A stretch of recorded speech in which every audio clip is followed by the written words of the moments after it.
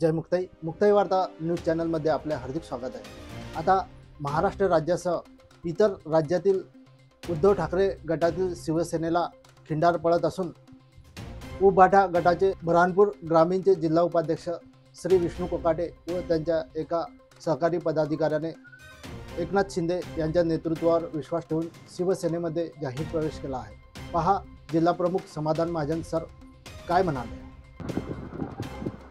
आई तुळजा भवानीच्या आशीर्वादाने हिंदू हृदय सम्राट सरसेनापती बाळासाहेब ठाकरे आणि धर्मवीर आनंद दिघे यांच्या आशीर्वादाने या महाराष्ट्राचे लाडके मुख्यमंत्री सन्माननीय श्री एकनाथजी शिंदे साहेब शिवसेना मुख्य नेते यांच्या कामाचा झंझावात पाहून नुकताच महाराष्ट्राच्या बाहेर शिवसेनेचं खूप मोठ्या प्रमाणावर काम सुरू झालं आहे।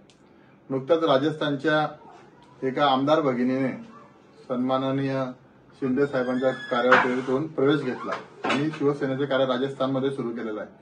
त्याचबरोबर इथे स्थानिक आमचे शिवसेना नेते गुलाबरावजी पाटील साहेब आणि महाराष्ट्र आणि मध्य प्रदेशच्या सीमेवर असलेल्या मुक्ताईनगर मतदारसंघाचे लोकप्रिय कार्यसम्राट आमदार चंद्रकांत भाऊ पाटील यांचं कार्य पाहून शेजारच्याच मध्य प्रदेशातील बुरहानपूरचे ग्रामीणचे जिल्हा उपाध्यक्ष शिवसेना उबाटा गटाचे श्री विष्णू कोकाटे यांनी आमचे शिवसेनेचे जिल्हा समन्वयक प्रवीण भाऊ पंडित यांच्या माध्यमातून आमदार साहेब चंदूवंशी संपर्क साधून आज माझ्या हस्ते शिवसेनेत प्रवेश केलेला आहे।